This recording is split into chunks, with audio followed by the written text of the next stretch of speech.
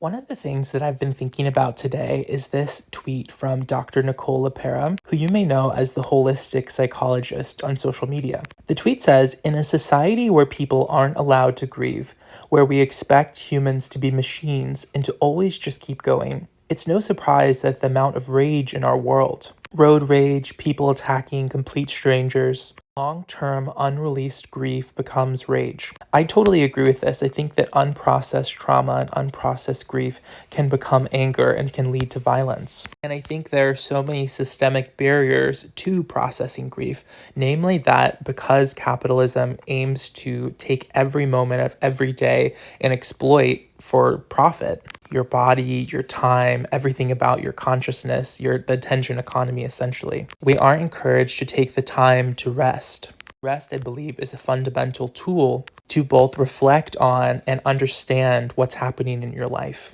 A book that might serve as a really instructional guide for you is called Rest is Resistance, a Manifesto by Tricia Hersey. You may know Tricia Hersey as the founder of the NAP Ministry on social media. She's a really wonderful writer. And I find that this book sort of serves as both a meditation and also an encouragement for us to take time away from our capitalist schedules, to really rest as a mode of resistance against the forces that would seek to basically colonize us in our attention spans. Another wonderful writer that you might consider reading is Maisha T. Hill, whose book Heal Your Way Forward, The Co-Conspirator's Guide to an Anti-Racist Future is a really wonderful look at mental health, social movements, our complicity in structures that harm, and also how we can begin to untangle our relationships to these systems. Maisha is a fabulous writer, author, speaker, and entrepreneur, and you should definitely follow her on social media because she posts such insightful stuff. I hope that while you're listening to this video,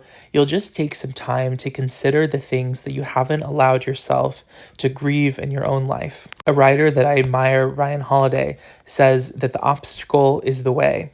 And I think so often the liberation from pain is allowing ourselves to move through the experience of actually feeling it. When my grandmother died, my world was completely shattered. She was the woman who raised me, who taught me how to read, and she was my North Star in life. I have a writer friend named Mary Liza Hartong. You should definitely check out her work. She's great. But when I ran into her on Dartmouth's campus after my grandmother died, she said, "So many people are going to encourage you to distract yourself or take your minds off things. And I want to encourage you to let yourself feel every moment of the pain because the only way out of it is through." It's some of the best advice I've ever heard, and I really think that allowing yourself to grieve is the ultimate answer to processing so much of life's pain. I love you, and I hope you're well.